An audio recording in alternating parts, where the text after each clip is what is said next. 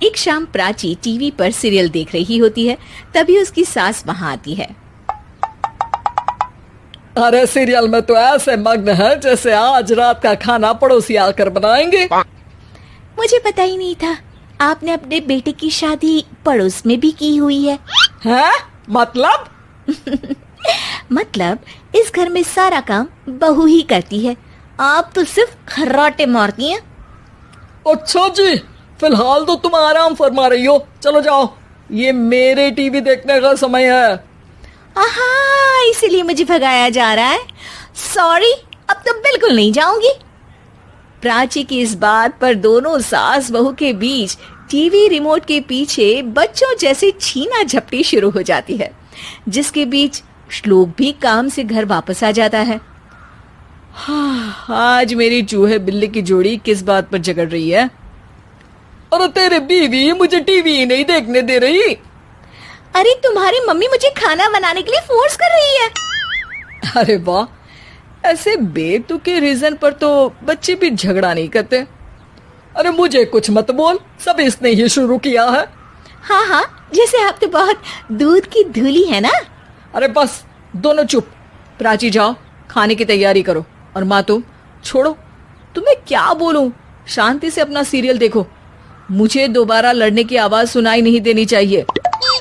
ऐसा बोलकर श्लोक वहां से चला जाता है, जिसके पीछे पीछे प्राची भी कुछ न कुछ बड़बड़ाते हुए रसोई में चली जाती है। हाँ हाँ, सासू जी को तो कुछ बोलेंगे ही नहीं, बस मुझ पर ही हुक्म चलता है, खाना बनाओ, जैसे मैं इनके घर में खाना बनाने के लिए आई हूँ।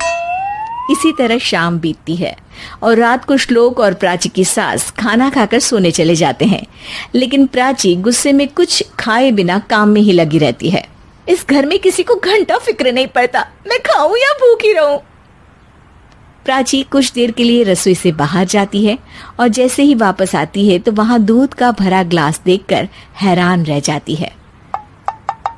फिक्र पूरी है, बस दिखाना नहीं है। प्राची दूध पीकर सोने चली जाती है और अगली सुबह एक बार फिर सास बहू का कार्टून नेटवर्क स्टार्ट हो जाता है। ये तुमने ही किया है।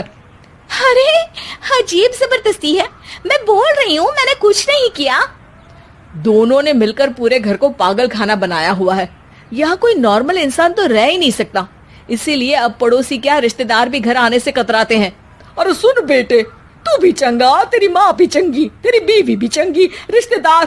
हाँ जी, आपको नहीं पता क्या, गंगाधर ही शक्तिमान है, रिश्तेदार ही। हाँ हाँ, बस समझ गया। कभी जानवरों जैसे लड़ेंगी तो कभी जुगलबंदी करेंगी। भाई मैं आप दोनों के बीच में नहीं फंसना चाहता। सास बहू की इस मन मौजी जोड़ी से परेशान होकर श्लोक अपना सिर खुजलाता वहां से चला जाता है। चलो अब मैं भी कीर्तन में जा रही हूँ।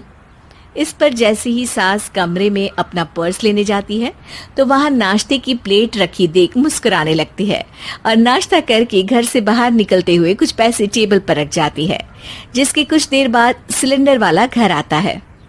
ओ मोरी मैया, मैं सिलेंडर के बारे में तो बिल्कुल भूल ही गई थी। घर खर्च के सारे पैसे भी मम्मी के पास है और श्लोक से बोला तो उल्टा 4 बात सुनाएंगे। प्राची ये सोच ही रही होती है कि अचानक उसका चेहरा चमक उठता है और वो घर में आकर इधर उधर देखने लगती है।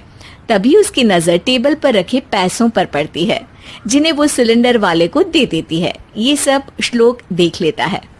अच्छा बेटे, इतना बड़ा घोटाला, सबके सामने मैं तेरी दुश्मन और पीठ पीछे तेरी मेरी यारी। इस पर श्लोक एक प्लान बनाता है और शाम को सब एक साथ बैठे होने पर बोलने लगता है। माँ, तुम दोनों की बहुत लड़ाई होती है, इसलिए मैं सोच रहा हूँ कि प्राची को उसके घर छोड़ाऊं, इससे वो भी खुश रहेगी और तुम भी। अचानक श्लोक की ये बात सुनकर सास बहू शौक से उसकी तरफ देखती हैं। अरे ऐसे कैसे घर छोड़ाओगे, मुझे कहीं नहीं जाना। अरे तुमने बोला नहीं पर मैंने सुन लिया, तुम्हें मम्मी के साथ रहना अच्छा नहीं लगता, मुझे पता है। अरे वो, अरे जब बहू खुद कुछ काम बोले तो वो तुझे सुनता नहीं, और अब जो इसने बोला ही नहीं वो तू समझ गया। जब उसे नहीं जाना तो फिर जबरदस्ती क्यों कर रहा है? अच्छा, फिर आपको मौसी के घर छोड़ाता हूँ, बस अब आप दोनों एक घर में एक छत के नीचे नहीं रह सकती। मैं इस टॉम एंड जेरी की जोड़ी को और नहीं झेल सकता। है? ऐसे कैसे नहीं रह सकते? तुम्हें इतनी दिक्कत है तो तुम्हारा बोरिया बिस्तर पैक कर देती हूँ, लेकिन मम्मी जी कहीं नहीं जाएंगी। बिल्कुल यही सुनना था मुझे। अगर दोनों में इतना ही प्यार है फिर हर वक्त ये लड़ाई का नाटक क्यों करती हो? देखा मैंने कैसे माँ किचन में दूध रखती है और तुम उनके लिए कमरे में नाश्ता रखती हो, और कैसे वो पहले ही तुम्हारी दिक्कत समझकर घर में पैसे रखकर बाहर जाती है। अरे भाई, इतना ड्रामा तो डेली सोप में भी नहीं होता जितना तुम दोनों ने इस घर में फैलाया हुआ है। तू हमें टॉम एंड जेरी बोलता है ना, तो याद कर वो दोनों भी एक दूसरे को बाहर वालों की बुरी नजर से बचाने के लिए हमेशा सबके सामने लड़ते थे, लेकिन अकेले में दिक्कत के समय मदद भी तो करते